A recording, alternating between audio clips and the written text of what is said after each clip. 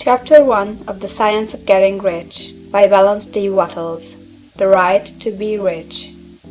Whatever may be said in praise of poverty, the fact remains that it is not possible to live a really complete or successful life unless one is rich.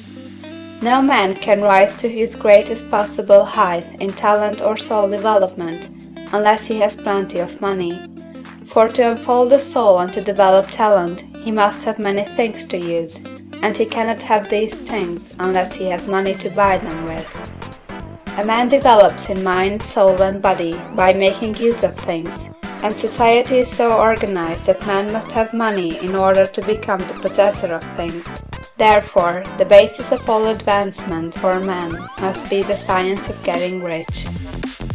The object of all life is development, and everything that lives has an inalienable right to all the development it is capable of attaining. Man's right to life means his right to have the free and unrestricted use of all the things which may be necessary to his fullest mental, spiritual, and physical unfoldment, or, in other words, his right to be rich. In this book, I shall not speak of riches in a figurative way. To be really rich does not mean to be satisfied or contented with a little. No man ought to be satisfied with a little if he is capable of using and enjoying more. The purpose of nature is the advancement and unfoldment of life, and every man should have all that can contribute to the power, elegance, beauty, and richness of life. To be content with less is sinful. The man who owns all he wants for the living of all the life he is capable of living is rich, and no man who has not plenty of money can have all he wants.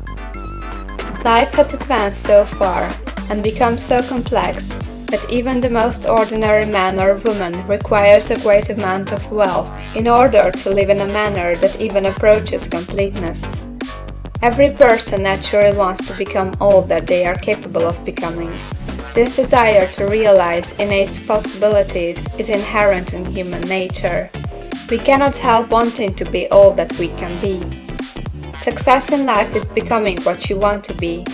You can become what you want to be only by making use of things, and you can have the free use of things only as you become rich enough to buy them. To understand the science of getting rich is therefore the most essential of all knowledge. There is nothing wrong in wanting to get rich. The desire for riches is really the desire for a richer, fuller, and more abundant life, and that desire is praiseworthy. The man who does not desire to live more abundantly is abnormal, and so the man who does not desire to have money enough to buy all he wants is abnormal. There are three motives for which we live. We live for the body, we live for the mind, we live for the soul. No one of these is better or holier than the other.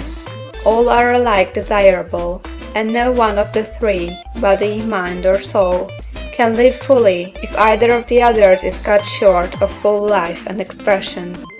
It is not right or noble to live only for the soul and deny mind or body, and it is wrong to live for the intellect and deny body or soul.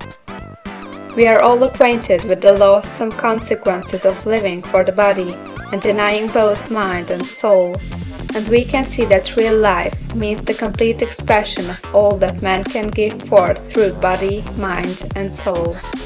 Whatever he can say, no man can be really happy or satisfied unless his body is living fully in every function, and unless the same is true for his mind and his soul. Wherever there is unexpressed possibility or function not performed, there is unsatisfied desire. Desire is possibility seeking expression, or function seeking performance. Man cannot live fully in body without good food, comfortable clothing, and warm shelter, and without freedom from excessive toil. Rest and recreation are also necessary for his physical life. He cannot live fully in mind without books and time to study them, without opportunity to travel and observation, or without intellectual companionship. To live fully in mind, he must have intellectual recreations, and must surround himself with all the objects of art and beauty he is capable of using and appreciating. To live fully in soul, man must have love, and love is denied expression by poverty. A man's highest happiness is found in the bestowal of benefits on those he loves. Love finds its most natural and spontaneous expression in giving. The man who has nothing to give cannot fill his place as a husband or father, as a citizen, or as a man. It is in the use of material things that a man finds full life for his body, develops his mind, and unfolds his soul. It is therefore for supreme importance to him that he should be rich. It is perfectly right that you should desire to be rich. If you are a normal man or woman, you cannot help doing so. It is perfectly right that you should give your best attention to the science of getting rich, for it is the noblest and most necessary of all studies.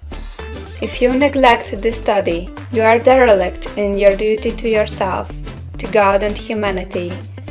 For you can render to God and humanity no greater service than to make the most of yourself. End of chapter 1.